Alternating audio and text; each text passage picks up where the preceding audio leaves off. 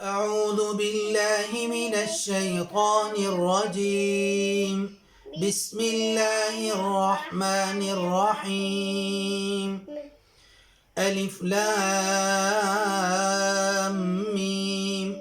ذلك الكتاب لا ريب فيه هدى للمتقين الذين يؤمنون بالغيب ويقيمون الصلاة ومما رزقناهم ينفقون والذين يؤمنون بما أنزل إليك